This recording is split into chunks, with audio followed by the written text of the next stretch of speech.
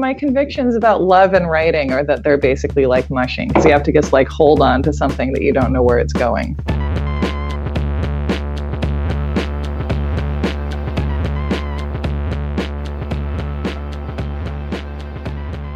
you want to tell me about your relationship with the phrase going postal? I feel like it's a phrase that you heard a lot in the 90s. And the first thing I associate it with is with Newman on Seinfeld. Let me ask you something. What do you do for a living, Newman? I'm a United States postal worker. Aren't those the guys that always go crazy and come back with a gun and shoot everybody? Sometimes. Why is that? Because the mail never stops. It just keeps coming and coming and coming. There's never a let-up. It's relentless. Every day it piles up more and more and more, and you gotta get it out. And the more you get out, the more it keeps coming in. And then the barcode reader breaks, and it's Publishers Clearinghouse. All right. As someone who spends a lot of time reading about random crimes, and, when I was in Alaska, I was at a thrift store and bought a book called Murder at 40 Below, because that's the kind of thing that I do in my spare time. I cannot think of a single thing I've read about a postal worker committing a massacre or anything like that. There were a series of shootings in the late 80s and early 90s committed by postal workers. And I guess the underlying thread of this, or the great glacial trend here, is that this was at a time when mass shootings got attention. There was one in Michigan where 4 people died, and it was national news. And it's interesting thinking now that some dude that kills 4 people at his workplace is not news. We don't hear about it. It makes the local news, but it's not something that the New York Times sends a reporter down there, or anybody feels the need to examine particularly. It's just background noise. It's like car accidents. The big wave was between 1986, the first one was in 1986, and it's not that the postal mass shootings actually stopped, it's just that the country stopped paying attention to them. So I was looking at a list the other day, and the most recent one was in December of 2017, when a dude walked into the post office naked and killed his boss, and he was going to kill his boss's boss, but that person wasn't there that day, so he drove to her house and he shot her at her condo.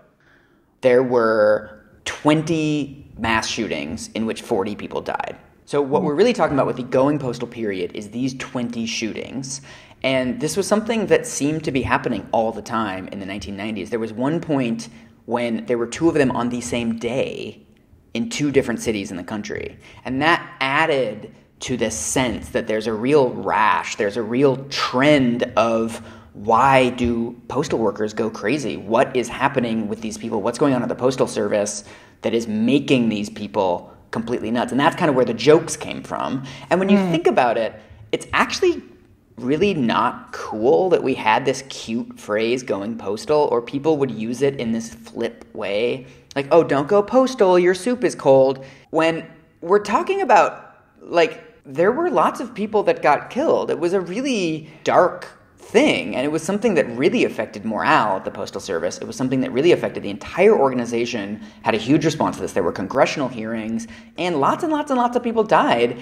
And it's funny that sort of the legacy of this is this cute phrase that, showed up in the movie Clueless. And we're talking about at least 35 people died in these various shootings, and in the most horrific way. Yeah. So the kickoff to all of the media attention was 1986 in Edmond, Oklahoma, when a guy walked into the post office and shot 14 people. So the first guy that did this was named Patrick Sherrill, and he had been fired the day before, or he was about to be fired. He was kind of going down the path toward being fired. Disgruntled guy, former military, and he went home, picked up a gun, and came back and shot 14 people. I'm always interested in the media aspects of this, the way that the media tries to explain these things after they happen. And so there's a story in the New York Times and a story in the Washington Post where they sent reporters to Edmond, Oklahoma in the aftermath of this killing to interview his colleagues and his friends and everybody that knew him to try to get some sort of explanation. The structure of this type of journalism is they go there, they interview whoever they can get, they've got a couple days to talk to people, and what they're basically left with is a series of details that don't really add up to anything. And so reading these stories 20 years later, it's interesting that this was never really explained. Nobody ever got to the bottom of this, but there's just these creepy details. So he was a Marine, and he really closely identified with being a Marine, but he was never actually sent overseas, and he was never deployed. He was just kind of did training in various parts of the U.S., but never really got to act out any of his fantasies. Before he was working at the post office, he worked at a radio shop, like back when there were radio shops. And he quit when his boss referred to him as that young man. That phrase triggered him to the extent that he just stormed off. And again, there's all these just weird little details. They interview his neighbor, and his neighbor says she used to be sitting on the couch with her husband watching TV, and she'd look out the window, and there he would be, 3 feet outside their window, looking into her window. And the Washington Post reporter also interviewed a bunch of the neighbors, and they said, yeah, we all just knew him as a weird peeping Tom, that he would come out, he would stare at people on the street, he would stare into their windows, he would kind of creep around the neighborhood and look at them. The woman who used to see him from her living room couch, she found out later, after the police were investigating, that he had a telescope pointed at her living room, and that he used to watch her from his living room.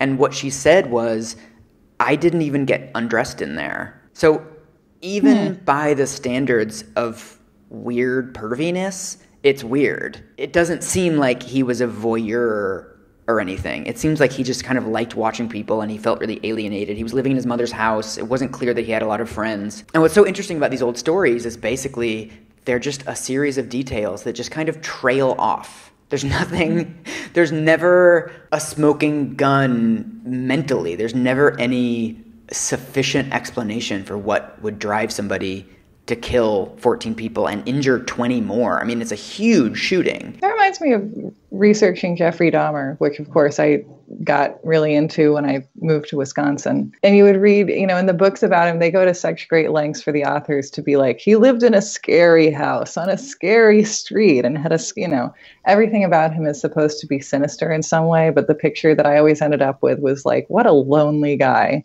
Once they arrested him and he was in custody and they got his medication kind of stabilized, he was just like, I don't know why I did that.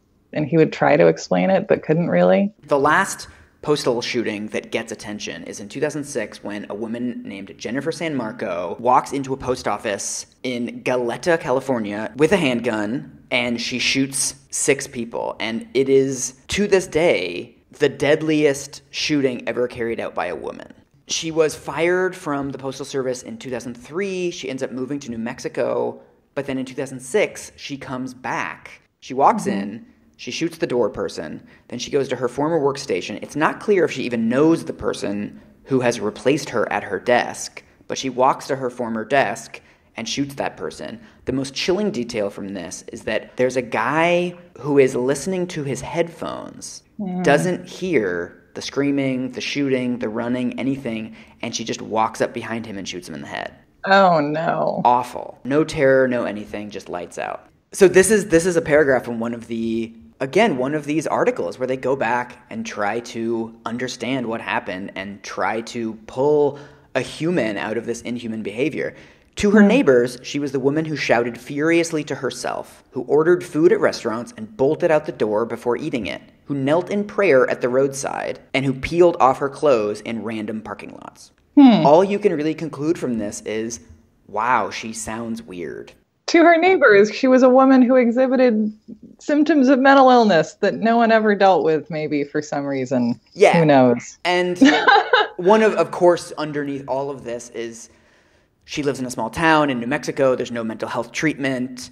She is fired from her job at the post office for extremely disturbing behavior, for making threats, for making extreme racist comments. She started a newsletter called The Racist News, where she had all of these weird ideas about immigration and eugenics and whatever. Of course, it never gets off the ground, but she filed a license. That's one of the only paperwork that's available for her. I mean, reading these old descriptions of these shootings, it just makes you realize the extent to which all human behavior is unexplainable to a certain extent, right? The way that your parents act is unexplainable. The way that your partner acts is unexplainable. It's always a black box. And it's only in these shootings that we need some decoder ring, some way of understanding what could have led somebody to this. How could we have prevented it? When if you think about anything, why did I brush my teeth this morning? Why am I recording this podcast with you? Why do I take the bus some days and ride my bike other days? All human behavior is unexplainable. And so it's not that journalists shouldn't try to understand it. It's just the fundamental futility of it becomes very clear in these extreme incidents. But on a day-to-day basis, it's just as futile. Probably because I'm so dispositionally optimistic, I see it as this really useful thing to realize that anytime you think you have too firm of a handle on why someone behaved the way they did, or anytime you really think you know something, that's proof that you're not taking whatever you're working on seriously enough. And it's like an episode of Law and Order where they make an arrest 10 minutes in. You're like, oh, no, this isn't going to go well for them. They're going to have to prosecute someone else because it'll be a dead end. Anytime that I think I know anything, it's mostly a clue that I'm confused. That's a good rule, probably, as a journalist. There's never going to be a sufficient explanation. All you can get is these weird little clues and these weird little spikes of human behavior that jut out of other people, and you can grab onto them, but you never know where they're coming from or what their origin is.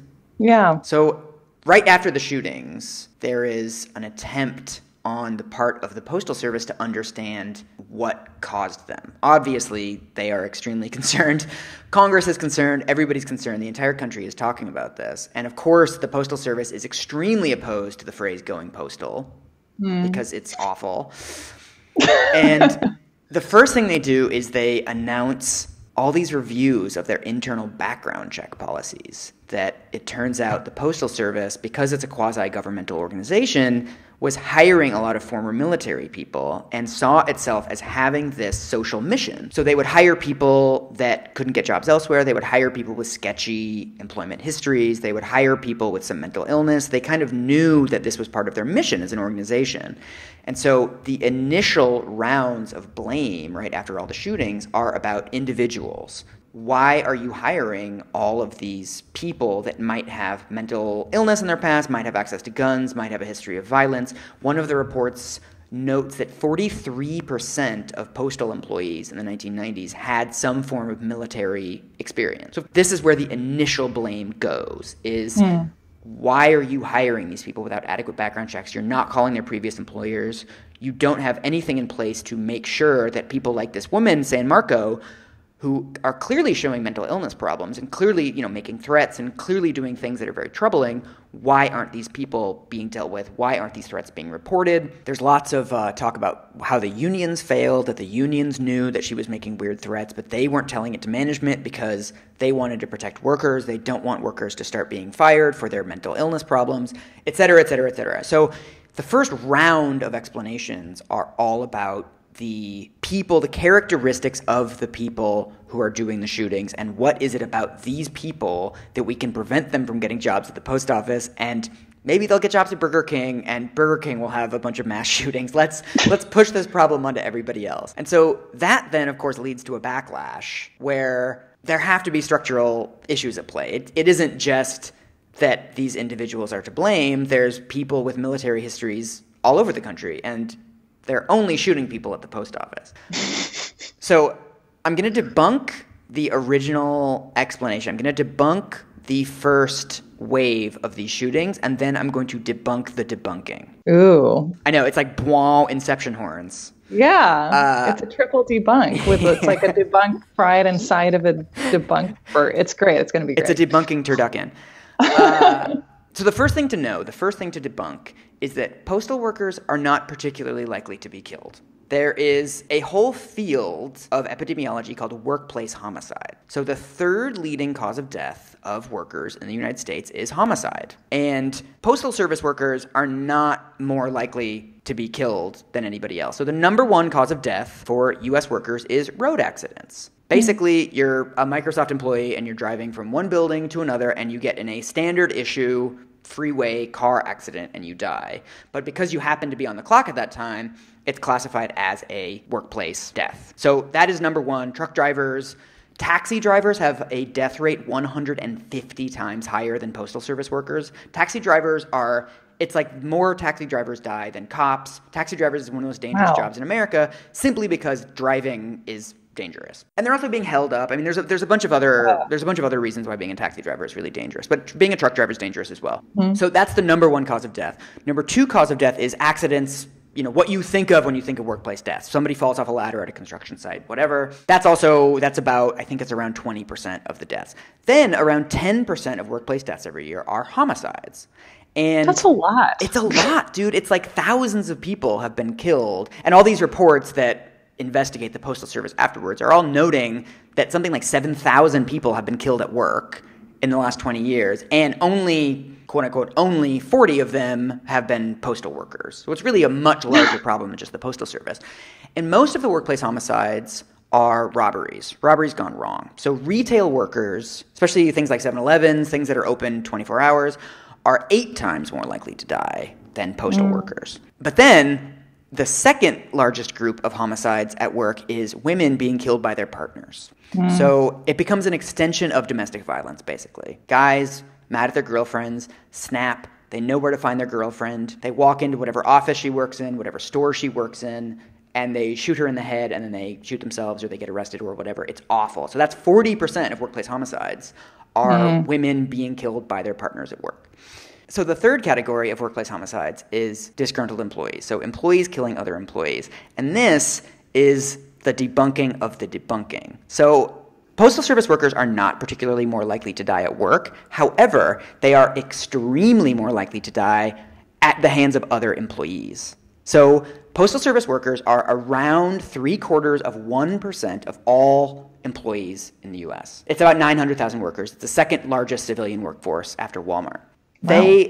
They make up 13% of employees killed by other employees. So this then starts the kind of mystery solving of why are employees killing other employees. What's interesting when you go back to all these incidents throughout the 80s and 90s, the vast majority of them are not domestic violence, they're not random robberies, they are mostly people coming back to work to kill their bosses. It is a very particular kind of shooting that happens at post offices. So this guy, Patrick Sherrill, the guy who started off everything, he killed 14 people, he deliberately showed up to work early so that he wouldn't kill any customers. Because he considered customers innocents.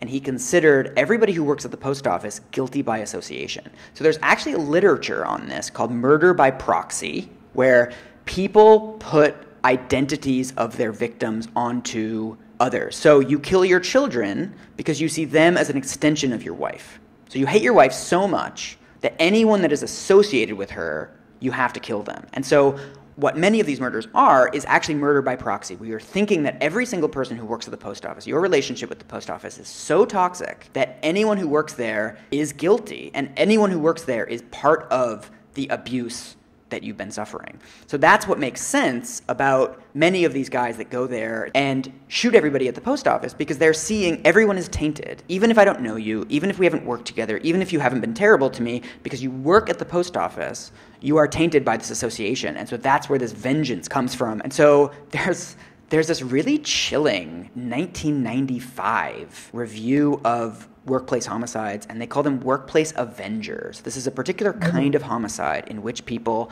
come back and they get vengeance on their coworkers. And this report notes that almost all of these shooters are middle-aged white men. Most of them don't have histories of mental illness. Most of them don't have histories of being in the military. What they have is what we would call now economic anxiety, basically. The vengeful worker is typically a middle-aged white man who faces termination in a worsening economy. This is what the report says. The middle-aged white male sees little opportunity for finding another job and suspects that all the breaks are going to younger competitors or to blacks, women, and immigrants. This is extremely prescient and fascinating that this came out in 1995. Yeah. This form of violence is a kind of offshoot of these men feeling like, I'm at my peak earning potential. I should be having a pension. I should be having great jobs. I should be having all of this prosperity. And yet, I'm being abused by my boss. I'm doing this extremely repetitive job. I'm falling back down the ladder, I'm not making it, and I'm surrounded by other employees who are different demographics than me, and I see them excelling, and why are they getting all these breaks and I'm not? And so that metastasizes in their minds and becomes this anger that they act out whenever they look around at their colleagues. They see them as emblematic of their own failures. So when younger workers get mad at their bosses, oftentimes they're having a fight with their boss and it escalates into basically a fist fight. That's how younger dudes deal with these situations. They're like, fuck you, fuck this job, and they walk off the job, and that's about it. Whereas older workers, they seethe for much longer. And so it becomes this thing where it's like building up in them, but they're not talking about it. They have no outlet for it. And then they come back with a gun. So we have this amazing pressure cooker type situation where we take capitalist anxiety plus the way that American capitalist society emotionally isolates white males and males in general, but especially white males because they can afford to emotionally isolate themselves. We got homicides out of that. I mean, it's funny because on one level, every individual person is this incredibly complex mystery that we can never claim to understand very deeply. But then a lot of the times, too, I feel like if this were a Twilight Zone episode, the twist at the end of so many of these atrocities that we look at, these fates of seemingly random violence in America, at the bottom, you're just like, oh, look, it's capitalism. It was capitalism all along. One of the shootings in 1991 in Michigan, one of these shootings that never would get news coverage now because he, quote-unquote, only killed 4 people. One of the quotes from his colleagues is, they pushed the wrong guy too far. So he's a former military guy, same sort of profile, middle-aged white dude. And I think they push the wrong guy too far gets at the complex interplay between the characteristics of these individuals and also the structural stuff. That it's clear that you can't just say, oh, the Postal Service is bad, and so of course everybody's killing everyone. That makes no sense. There's lots of workplaces that are really bad in America. Yeah, why aren't there more massacres at Amazon? Exactly. What is going on structurally? What's going on at the Postal Service that is activating these guys? Why are all of these middle-aged men in the Postal Service lashing out at their colleagues and employers? It's extreme behavior to go to work, kill your boss, find your boss's boss not in her office, and go to her house and kill her. You have to wonder what the workplace circumstances are. There's clearly something wrong with the individual, but for an individual to lash out in that particular way, there also has to be something wrong with the workplace. And so this is where we get into the real Michael Hobbs bait of all of the structural things that have happened to the post office since the 1970s. The post office, I don't know if you know this, the post office is in a huge budget crisis. It's basically been in a sliding, glacial, worsening, terrible budget crisis since the 1980s. People are not sending mail anymore for obvious internet-related reasons. The Postal Service used to be a department it used to be a cabinet department, like the Department of Energy, the Department of Education. And then this is in the 70s, people started asking questions of, well, the Postal Service is selling a service. The Department of Energy isn't selling regulation. The FBI isn't selling investigations. So we've got this quasi-business of the Postal Service that is kind of solvent. It's kind of a functioning business. So why is it subject to budgetary increases and decreases according to the tax revenues of the country? So when there's a recession, Postal Service revenues get cut. But that doesn't make sense because the Postal Service is actually serving customers and is doing really well. So people within the Postal Service want to get it out of the vicissitudes of this boom and bust cycle of being on national budgets. So Congress agrees. Postal Service does a whole lobbying effort. It takes like 15 years. It's in and out of the budget, blah, blah, blah. By the late 80s, it finally gets spun off and becomes an independent agency. But Congress also passes all these weird laws that say that it has to balance its budget every year. Congress still sets the rates for stamps. So the Postal Service is supposed to be operating as a business, but it can't actually set its own prices. Now that there's so much less mail than there used to be, the Postal Service has been lobbying for years to have 5 days a week of deliveries. That would help tremendously, but Congress says no because people need to get their medications. There's all these other functioning governmental reasons why you're not allowed to cut your services. So now the Postal Service for years has been in this quasi-governmental realm where it's tightly regulated, but it's supposed to be operating as if it's not regulated. One of the weirdest things, so they have all these employees that are retired, all these pension-getting Postal Service employees who aren't on Medicare. It makes no sense. So according to, I'm not clear on exactly why this happened, but Postal Service employees are getting health insurance, are getting private health insurance, which is insanely more expensive than Medicare, rather than just getting the government-provided one. So every year, the Postal Service is spending $6 billion on its retirees because it's providing them with, like, healthcare as if they're 45, but they're extremely expensive because they're old. So there's all these weird, whenever you look into it, it's like, why does the Postal Service work like this? There's also a law that the Postal Service is not allowed to offer non-postal services. So in France, they offer banking. In Sweden, they do a thing where if you don't have email, they will print out emails and deliver them to you, and they get more money. When I lived in Denmark, you could buy concert tickets at Postal Service because it's all semi-privatized, and they're able to do these other things that are a little bit more profitable, and that subsidizes the actual mail delivery. For whatever reason, the Postal Service in America is barred by law from doing anything other than delivering mail. And whenever you go in there, they're both overworked and lonely. Right? You know, they're like, I can't keep up with all of this. And also, no one ever comes in here. So the budget problems in the 90s during all the shootings were not as bad as they are now. But what you find in these old, I read this fascinating 1994 GAO report in the midst of all these shootings, where it's supposed to be investigating the shootings, but the entire report ends up being about the working conditions at the Postal Service. That they're already on this path where they're totally insolvent, they don't have enough money, it's hard for them to hire people, so what they do is they start giving more overtime to their existing employees. So between 1988 and 1992, overtime hours doubled. So they interview these employees, and they find some of them are working 6 days a week and every other Sunday. So what that means is you're working 6 days a week, then the Sunday, then another 6 days. So you're working 13 days in a row. And people are saying that they've been doing this for 2 years. One of the weird paradoxes of this is that morale among urban postal workers is extremely low. Morale among rural postal workers is extremely high. They love their jobs. And the difference is the rural postal workers are salaried. They get the same amount of money every week, and their boss says, Steve, by Friday, you have to deliver all the mail. And Steve goes, okay. And he's in charge of everything. He can start in this neighborhood. He can start on this other street. He can go slowly. He can go quickly. He can leave early. He can leave late. He's in charge of everything. And if he works some extra hours to get the mail delivered, that's fine. Whereas the urban postal services, one of the reports I read said that there's 10 employees for every manager, which is an insane ratio. So what they've done in this context of do more with less is they've tried to squeeze as much efficiency out of their existing employees as possible. And so what that means is they have meetings every single morning with every single postal worker to ask them what they're going to do today and how long it's going to take them.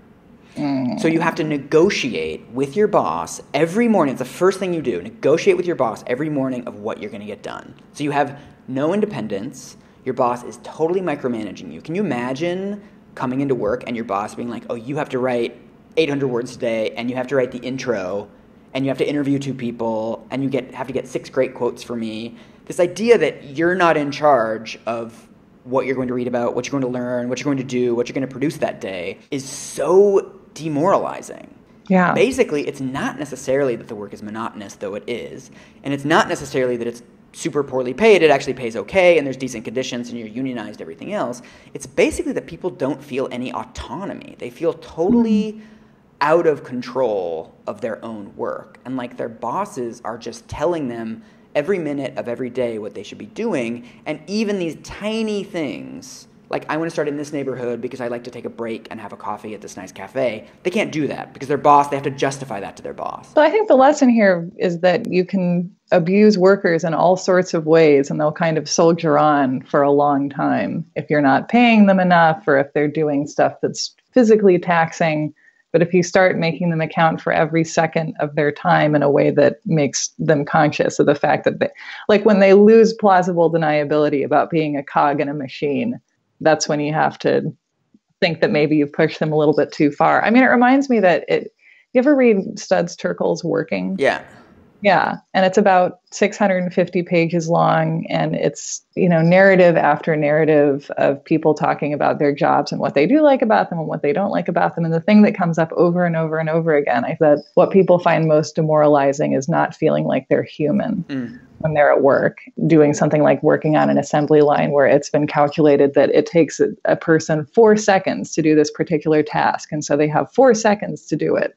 And where their brain just stops existing because they've literally scheduled out every second of their day and they know they're not doing any of it because of what they actually want to be doing. I mean, we all know we're cogs in a machine to some extent, but being reminded of it can often be very hurtful, and especially reminding them of something that is true over and over and over again. We all know that we can be fired at any moment, whatever, but imagine if you came in every day and your boss said, hey, if you don't do this, I'll fire you. If you don't do this, I'll fire you. That is underneath every conversation, but making that explicit would be extremely dehumanizing. There's logic to it. I can see the logic to it, where if your life has become something that you are not in charge of at all, and you're being solvently employed, means that, you have to agree to be turned into a machine. And then maybe even that is going to get taken away from you, or you feel like it is, or it has been. Then if you do have in the figure of the people at the post office these personifications of the system that has destroyed your psyche, then it does make sense to vent your rage on them, however that works. I mean, I can see the mechanics of it. Yeah, there's one of these surveys, I think that's cited in the GEO report, is that something like 76% of postal employees had received abuse from their bosses. And the GEO report also looks into how difficult it is for the bosses because it's a unionized workforce, they essentially can't fire people. And so they have a lot of these people that are kind of sleepwalking through the job. And the only way to get fired from the Postal Service is to not show up on time. That's the most important thing for the job. Whereas actual job performance is really not something that's going to get you fired. So the bosses feel like they have to abuse the employees, they have to threaten the employees to get them to produce, because that's the only way that they can get productivity out of them, is by threatening them with physical violence, by threatening them with bullying tactics, basically. Just like the shooters, I don't want to take responsibility away from these bosses from acting monstrously, but it's just the structure is such that the employees are overworked, the bosses are overworked, the bosses also feel emasculated because they can't do what they're supposed to be doing of making the company more efficient. The workers can't do what they want to do, which is work in a way that makes them happier, more productive, whatever. And so all the way down the chain, everybody's pissed off, everybody's sad and angry, and everybody acts toward each other in ways that are extremely antisocial and extremely perfect for creating unhappy people. So what I kept thinking reading these old reports is it's a story of austerity. It's a story of what it feels like to be under these do more with less conditions. That in a situation where you have surplus funding, you have time to think about creative ways to work, you have time to have meetings together or team building things or culture building things, what profits allow you to do is little extra things to make work tolerable. And in a situation with no money, you're trying to narrow the work down to only the productive components and only the efficient components and make it as effective as possible. But nobody is as effective as possible. Nobody is perfectly effective. Nobody never checks their personal email at work. You can't filter out all of these human aspects of work. It's just really hard to do those things under conditions of austerity that just make everybody terrible. I don't know how else to put it. I keep thinking of these like management books that are written about how Google has these genius management techniques and they're structured differently and their org chart is non-horizontal and blah, blah, blah. And I always feel like so much of that efficiency or so much of that innovation is just from the fact that it's a wildly profitable company and they don't have to think that hard about squeezing efficiency out of every single employee. They give people room to be creative, and when you have that room, that's what happens. It's really about the room. It's not necessarily about trying to get everybody to be this perfect little cog. Or that if you are in a time of austerity or a perceived austerity, then the worker is going to be the first person who suffers, and it's going to travel from the bottom to the top in terms of who gets squeezed. and who has more hours that need to be somehow forcibly removed from them. I mean, it starts to feel like this weird extraction surgery that we're performing on people, getting as many. I mean, what this makes me wonder too is if we're going to start seeing gig economy mass shootings. And the problem with that is that in the gig economy, you don't have a workplace. Will people start coming into WeWork or something like that? Every job I've had essentially has been one where I wasn't expected by any single employer to make a living on what they were paying me. So I feel like my entire life as a productive member of this economy has been gig economy based in one way or another. And what that means is that I have no sense of my employers feeling any sense of responsibility for my continued well-being. They're like individual clients. It makes it hard to feel a lot of animosity for any individual place that like isn't paying me on time or something like that, because I don't belong to any employer in a way that maybe you need to have a sense of being owned by somebody to have that feeling of being able to vent all of your frustration It dilutes your frustration across like 5 bosses rather than having one boss that becomes your murder by proxy vessel that you put all of your anger into, rather than a specific individual. What you see in all these cases is they put all of their anger onto one individual, their direct boss. That doesn't work as well for gig workers because oftentimes it's the structure that you're angry at, or the entire situation that you're angry at. Not necessarily, there's not one boss saying drive more hours, drive more hours, drive more hours. It's just you look at your paychecks and you have to drive more hours. It isn't this kind of day-to-day abuse type of situation. Yeah. So maybe, and also you can blame yourself in a gig economy because... Which of course is what capitalism tells you to do at all times, that it's always your fault if you're not earning enough money. Yes. And there, and then there are all the congratulatory ads and little fluff pieces about this Uber driver went into labor and still kept picking up people at the airport. Oh my God, that like genre of feel-good story is so dark. It's so dark. It's so terrifying. And you're like, well, how's the baby? And they're supposed to be inspirational. And it's such a literally puritanical thing of, you can always work harder. You can always work more. So I'm a big structural explanations guy. But in the same way you see these New York Times reporters flailing to explain the individual factors that would drive someone to kill 14 people, I'm also struggling to explain the structural factors that would drive someone to kill 14 people, because lots of workplaces in America are really abusive, and lots of government agencies are operating under brutal conditions of austerity. And so to me, the structural explanations are more interesting, but I don't know if they're more accurate. I don't know if this provides a better explanation than anything else. Whether it's structural or individual, there's no explaining why somebody would kill 14 people. There's no explaining why there were 20 of these shootings. Ultimately, nothing makes sense. I think it's interesting that this guy looked into windows, and I think it's interesting that conditions of austerity have wide-ranging, profound consequences on every level of employee. But ultimately, I don't think there is any explanation. I'm writing this article about obesity right now, and I keep asking people, playing devil's advocate and asking people, what about personal responsibility? What about environments? And kind of going back and forth. And what so many doctors have said to me is that there's no such thing as a problem that is only personal responsibility or is only environment. That doesn't exist. And so it's a little bit silly to even have the debate or try to split the apple 70-30, 50-50, 60-40, whatever, that everything is going to be structural and everything is going to be personal.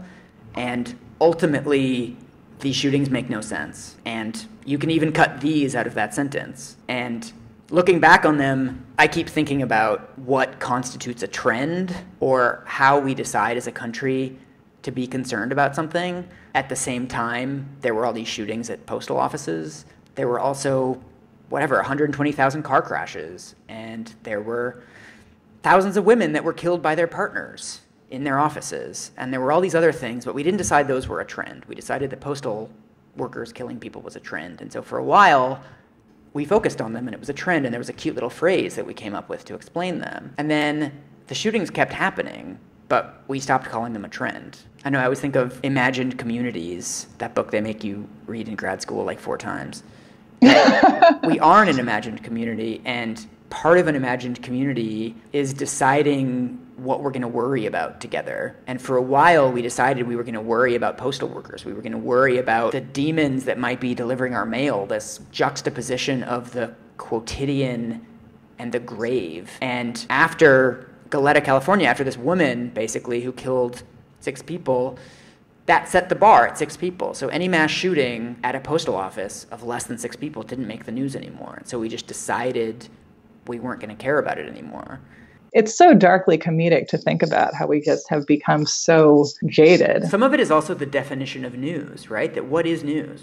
What is something? It's something that doesn't happen constantly. Exactly. And so something, people getting the flu is not news because millions of us get the flu every day. And so we don't put that on the front page of the newspaper. And after a while, there were so many of these shootings and normal shootings and suicide shootings and whatever else that we just stopped paying attention to them. I think one of the macabre outcomes of Columbine is that we stopped thinking of school shootings where less than 13 people were killed as serious, that raised the bar. And now we only hear about mass shootings that raise the bar, that set a record. We hear about the record-setting shootings, but we don't hear about the everyday 2-3 people, like this naked guy that walked into the post office and killed 2 people. That was some blip on the local news. I do think that we moved from postal shootings to school shootings. I think that became the paradigmatic thing that we worry about when it comes to guns in America. We started worrying about mass shootings in schools because it was children, it was innocents. Whereas in postal worker shootings, it's sort of mean bosses and disturbed individuals. And so there's less of like a biblical perfect story element of it because it's bad people shooting other bad people. Yeah. Another thing that I think generally happens in the cases that I've looked at is that the more we become enamored with the idea of the child, the more the actual child suffers. What do you mean? You know, this is going back to the satanic panic, but at the time when we felt that we had recently discovered child sexual abuse in the 80s, then we had this desire to act on behalf of the child and to protect the child. One of the things that comes from that is that completely normal childhood behaviors are pathologized. And so things like small children masturbating or asking questions about body parts are seen as necessarily the results of abuse and trauma when it's often just a child behaving like a child. Or the fixation that the pro-life movement has on the idea of the baby, the idea of the fetus, means that babies and children being brought into the world who can't possibly be cared for, who there's no money to care for because we can't allocate it. And what's funny, too, is that there was a case recently where a teenage girl was murdered at high school by her ex-boyfriend, and it was kind of a dovetailing with that kind of workplace shooting where a disgruntled former partner or current partner shows up and kills a woman at work. I cannot think of a single news story that I've encountered or like a headline about that kind of a killing. I'm impressed that we actually got it together enough to gather enough data, because I feel like often when this sort of thing happens, we do a few scattershot and inconclusive studies and then sort of move on. Yeah, it's amazing that there are all these evaluations that are done. This happens every time. This happens with every institution. There's always these evaluations done, and they're usually really good, and nobody pays attention to them. So all of the postal shootings were front page news, especially the one with the woman, because that's so rare. And then when a big 249-page report comes out based on, I think it was 3,000 interviews with postal workers, it's page 34, and all of these systematic underfunding, systematic abuse, systematic problems with the Postal Service are kind of a footnote. Oh, by the way, remember those shootings? Yeah, it turns out that this entire organization is complicit. Anyway, next page. This is another imagined communities thing, is that it's so hard to make explanations news, that events are always news, but it takes a long time for us to understand why they happened. And so the explanations end up getting shoved into a file drawer, or they sit inert in PDFs on the GAO website, which is where I found this, and never get talked about, never get reported on. Most of the stories about these reports were 2 or 3 paragraphs in the New York Times or Washington Post, and we never remember these events enough to really want to explain them. That drives me absolutely crazy. Right? And, yes. And I feel like that's the biggest issue that you and I both face as journalists, is the thing that we are best at doing and most want to do most of the time, if given the choice of anything, is to be like, remember that thing that happened 30 years ago? Well, you might have thought that it was about this, but it was actually about all these other things. It makes me think of how, I grew up watching so many episodes of things like Unsolved Mysteries, where it was always 22 minutes of how did this mysterious thing happen? We'll basically never know, and then you watch another one. We talk constantly about how we want answers, but we often have the opportunity to seek them out or to listen to them and just get bored by them. Like I find, right? Do you I think the worst form of journalistic bias is the bias for novelty. Most things don't get explained through new and sexy and interesting explanations. Most of them get explained through expected explanations. It actually makes a lot of sense that under conditions of underfunding, you would squeeze your employees, you would make them work longer hours, you would drive them harder, and people under those conditions obviously act out in really antisocial, damaging ways. That's not all that interesting. That's not all that unexpected. That's not something that makes you sit up and go, wow. Whereas something like, hey, this guy trained a telescope on his neighbor's lawn is fucking weird. Whereas this institution is underfunded, therefore it is messy and difficult and hard to fix. That's just the same old story. And so I can see why editors put these things on page 17. That's why these reports, I think, always get ignored, is because they're always multifactorial, they're always prosaic, they're always, well, no one can say for sure what the explanation is, but here are 13 different factors. Each one of them has to be weighted against the other, and we'll never know how much each one of them contributed. That's not all that interesting of a thing to write about. This also relates to my frustration about the fact that there are basically no movies about appellate law,